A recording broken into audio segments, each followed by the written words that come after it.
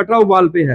आप क्या कटरा उबाल पे है? आप क्या कटरा उबाल पे है? वो कल तो समिति वाले खुद कह रहे थे कि कटरा वाला कोई आया नहीं। कटरा की बेहतरी के लिए, कटरा के आने वाले दिनों में यहाँ पे रोजगार बढ़े, उसके बारे में मैंने डिटेल वहां पे बात की है। और रिहेबिलिटेशन जो पॉलिसी है 2019 की, उसमें ये था कि रिहेबिलिटेशन करने के लिए उस मिसिंग था कुछ।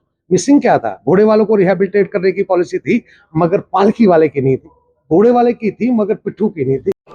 सत्य कहेंगे, सत्य लिखेंगे, सत्य चलेंगे। हाई पावर कमेटी कॉन्स्टिट्यूट की गई है एक रोपवे के मुद्दे को लेकर।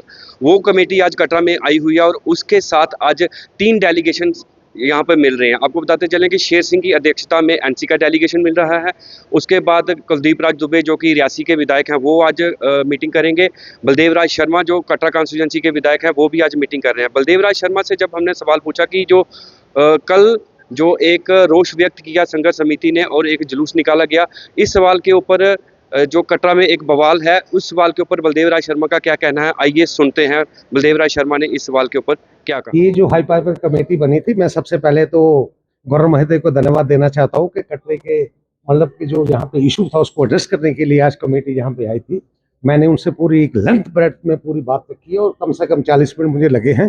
कटरा की बेहतरी के लिए, कटरा के आने वाले दिनों में यहाँ पे रोजगार बढ़े, यहाँ पे फैसिलिटेट यात्री हो, यहाँ पे सारी चीजों को एड्रेस किया जाए, उसके बारे में मैंने डिटेल वहां पे बात की है। और मुझे उम्मीद है कि जो हमने बात रखी है उस पे ऊपर मतलब गवर्नर महोदय और खासकर कमेटी जो है पूरा ध्यान रखेगी। सर क्या बात रखी है, क्या बात क्या रखी है? नहीं, बात क्या रखी? ने एक प्रोटेस्ट देखा जिसमें रोपवे के खिलाफ फिर से एक रैली निकाली गई, तो आज आपने रोपवे के फेवर में बात रखी है कि यहाँ वैष्णो देवी संघर्ष समिति के पक्ष में बात रखा है?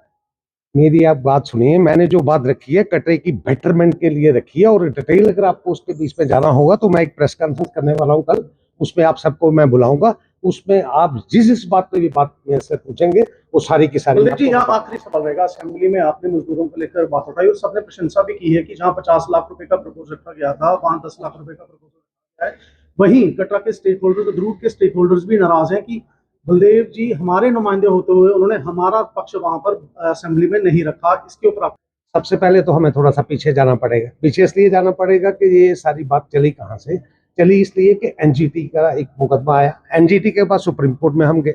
सुप्रीम कोर्ट ने वहां पे एक हिदायत दी थी कि आप रिहेबिलिटेट करिए जिनको फेस आउट करेंगे। रिहेबिलिटेशन जो पॉलिसी है 2019 की, मैं आपका उसको कागज भी दे दूंगा। उसमें ये था कि रिहेबिलिटेशन करने के लिए उस मिसिंग था कुछ। मिसिंग क्या था? घोड़े वालों को रिहेबिलिटेट करने की पॉलिसी थी, मगर पालकी वाले की नहीं थी। घोड़े वाले की थी, मगर पिट्ठू की नहीं थी। मेरा ये कहना था कि इन सब के लिए हो, और कहने के साथ साथ उसमें मात्र उन्होंने किसी के काम को छुड़ाने के लिए, फेस आउट करने के लिए मात्र प्रावधान उन्होंने जो रखा था 50,000 का रखा था, जो काफी नहीं था। और उसी के चलते 19 से लेकर 25 तक आज 10 साल में, 6 साल में वो उसके आधार पे कोई फेस आउट नहीं हुआ, क्योंकि 50,000 कोई मैंने नहीं रखा था। मैंने ये बात वहां पे असेंबली में फ्लोर पे इसलिए उठाई कि वो जो इशू था एड्रेस करने की ताकत जो है वो सरकार को थी।